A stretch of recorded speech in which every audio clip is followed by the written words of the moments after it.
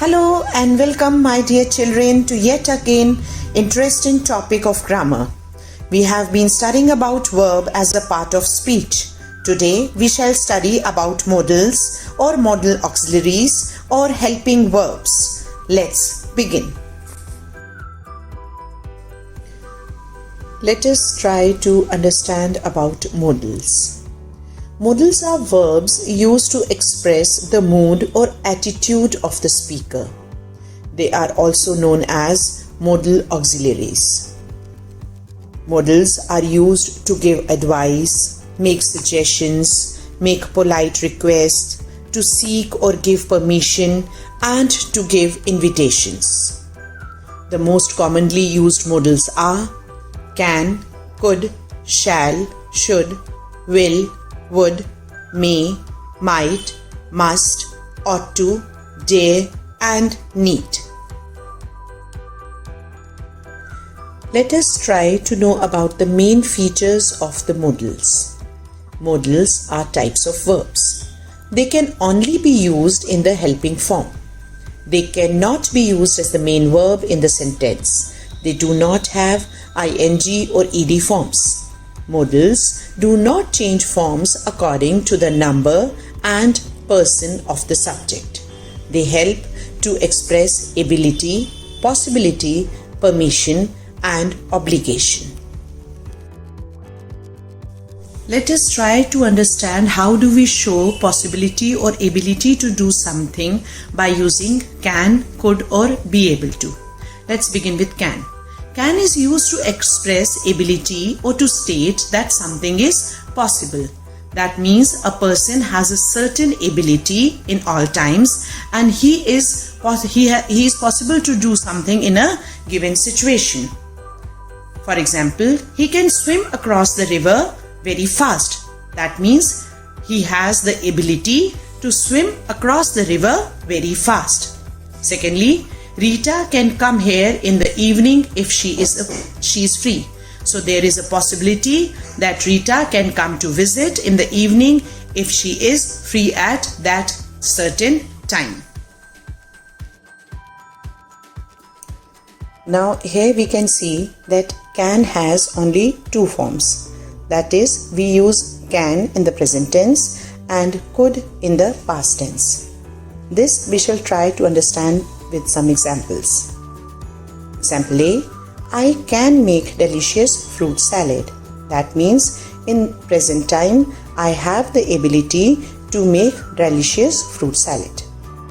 Now in the second example we see that it has written I could dance well in my childhood. That means in past I had the ability to dance well, but now I am not able to do so. Now we shall see possibility and ability with using be able to. We have seen earlier that can is used in the present tense and could is used in the past tense. But we can use be able to in all tenses. Sometimes it is possible to use be able to in place of can.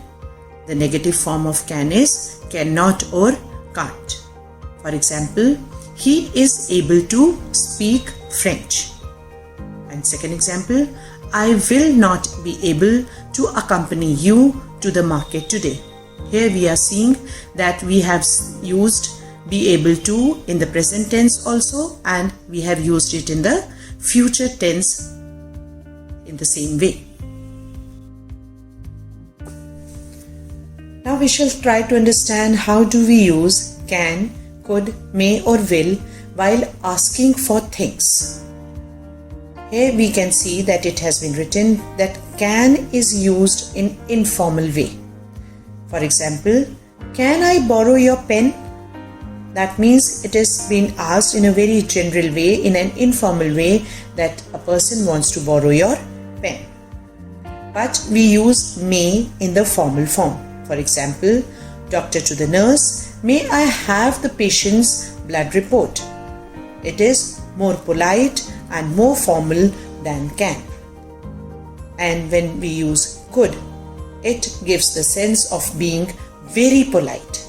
For example, Could you bake a cake for me, please? However, we can use will if we like. For example, will you switch on the TV, please? Though we consider could as being more polite than can, may, or will. Now let us see how do we use may, can, and could while asking for and giving permission. The choice depends on the situation and the speaker's relation with the listener. In an informal way, we use can. For example, Mama, can I eat a large piece of the chocolate cake? And in an informal way, we use may. For example, Auntie, may I have some more wafers? But when we are trying to be very polite, we use could. For example, Ravi, could you switch on the fan, please? So here we saw the use of can, may, and could while asking for and giving permission in an informal, formal, and very polite way, respectively. Here we shall see that could also suggest general ability in the past or permission to do something. For example, when I was a little girl, I could easily climb trees. That means I had a general ability to climb the trees in the past and was able to suggest ability in a particular situation. For example, she was able to get into the bus because it was not overcrowded. So this is here a particular situation is being given. So here we will use was able to. Could is also used to make suggestions. Could is used to make suggestions or ask what should be done in a particular situation. This we shall understand with the help of some examples. We could take our guests out for dinner. This is a kind of suggestion made. Secondly, I could prepare Indian food at home. One more suggestion is given. We could order food from outside. So here we have seen that could is used to make suggestions or ask what should be done in a given situation. Now we shall try to see how we use may, might, or could when there is a possibility of something. Now could suggests a very weak possibility. For example, she could be in the garden. So it is a very weak possibility that she may be in the garden. That means it is more possible that she can be found somewhere else. And if we use may, it suggests a good possibility. For example, she may be sleeping in the basket. So it is a very strong possibility that she may be sleeping in the basket. And when we use might, it suggests a weak possibility. For example, she might be in the garden. That means she may be there or she may not be present in the garden. Also, we will try to see how we use could in the present moment and could have in the past, some moment in the past. Could refers to the present moment in some sentences. For example, I am so happy I could jump and dance with joy. That means I am happy in the present moment and I am willing to jump and dance with joy. But when we use could have, it refers to some moment in the past. For example, I was so happy I could have jumped and danced with joy. That means I was happy in some moment in the past and I could like to jump and dance with joy. Now we shall try to understand some kind of possibilities by using maybe, might be, may have, or might have. How do we use these models? Maybe. It shows a possibility in the present time. For example, Rohan said, Reena may be in her study. That means it is a possibility that in present she must be present in her study. When we use might be, it shows a possibility in the past. For example, Rita said, Rashi might be in the playground. That means she must be there sometime before and now she must not be there. Now when we use may have, it shows the possibility just before a given moment. For example, Mohan said, Suresh may have left the house for office. That means it is a possibility that Suresh may already have left for the office sometime before. But when we use might have, it shows a possibility sometime back. For example, Preeti said, Sagar might have changed his plans to go out. That means it is a strong possibility that sometime before only Sagar has already changed his plans to go out. I hope you have understood these 4 kinds of modals. How to show necessity or compulsion while using must, have to, have got to, had to and had got to. When we use have to or had to, it suggests some external compulsion. That means it is some kind of a rule, or it may be the demand of the situation. For example, we have to sign the register when we enter the building. So it is a rule that we will have to sign the register when we are entering a building, a certain building. We use must when the speaker insists something has to be done. For example, you must spend time with your children. That means the speaker is insisting that some time must be spent with the children. Now when we use have got to or had got to, it is used in the place of have to or had to, and it implies the same meaning. For example, we have got to complete the project by next week. So it is a compulsion that we have to complete the given project in a given time. To use mustn't or don't have to. Don't or doesn't have suggest no need. That is, no need to do certain thing, but you can do if you like to do. For example, you don't have to give any money to a beggar. There is no need to give any money to beggar, but if you want to, you can. And mustn't suggests prohibition. That means you are stopped to do that. You should not do that.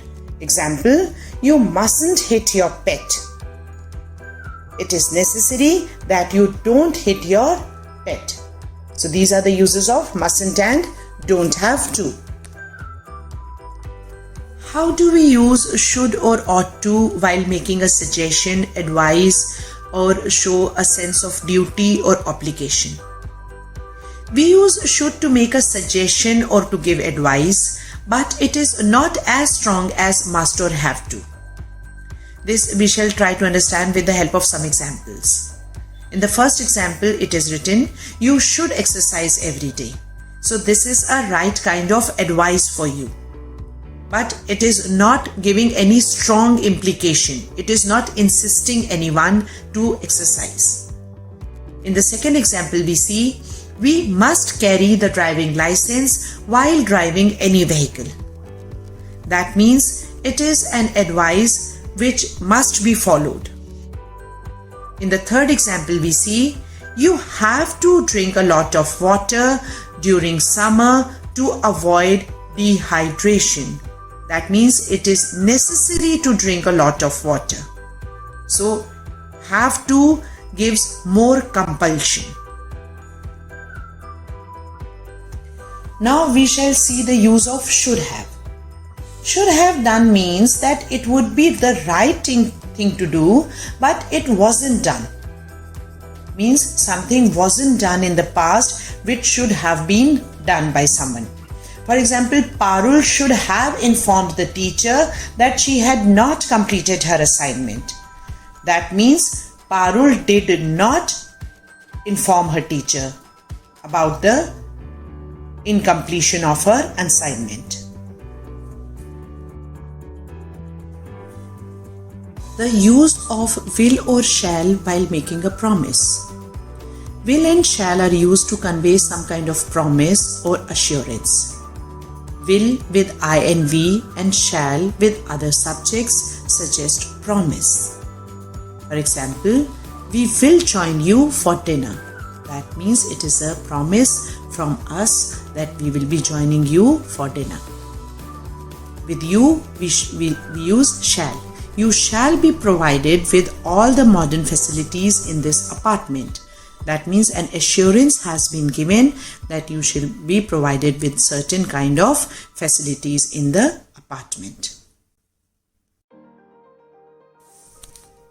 Now we shall try to understand the use of ought to. Ought to conveys that it would be the right thing to do with a greater sense of responsibility and as a moral duty.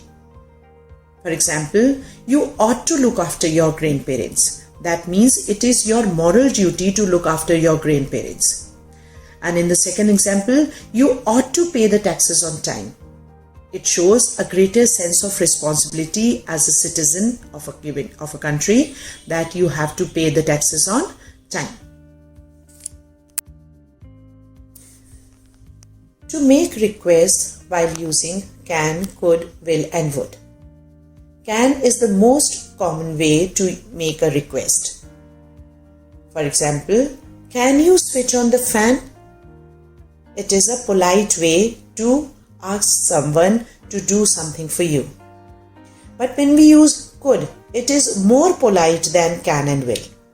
For example, could you make some lemonade for me? So the person is asking very politely.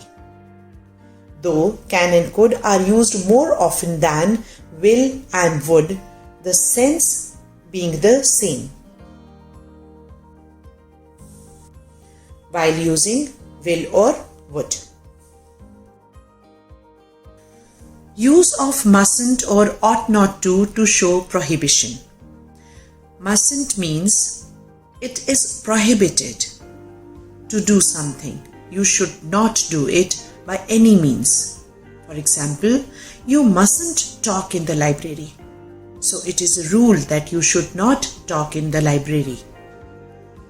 When we use ought not to, so that means it is not right to do that. For example, you ought not to throw stones at animals. It shows that it is not right. You should not be doing this. So it shows a sense of responsibility or to take care of someone. So you should not be doing certain kind of things which are prohibited to do. To show the absence of necessity, we use needn't have or didn't need to. Needn't have or didn't need to. No need to do certain kind of things. It is not necessary to do that. For example, you needn't have brought your car. It was not necessary for you to bring your car. In the second example, she didn't need to bring her car. It was not necessary for her to bring the car, but she had more or less brought it there. So anything which is not necessary, so the absence of that, we use needn't have or didn't need to. Use of may to express a wish. For example, may you be blessed with good health. If the person is making a good wish or expressing a wish for the person to be in a good health. How do we use dare? Dare means not to be afraid to do something that requires courage. It is mostly used in negative sentences and in questions. For example, dare you enter an old deserted place all alone? Means, do you have that much of courage to enter a deserted place all by yourself? Or dare you should not do this or something may harm you. I hope you understood the meaning. Hope you were able to understand the uses of all kinds of modals which I had tried to explain through various slides. We'll meet you again with a new chapter on language. Till then, keep learning and keep smiling. Thank you, children. God bless you all.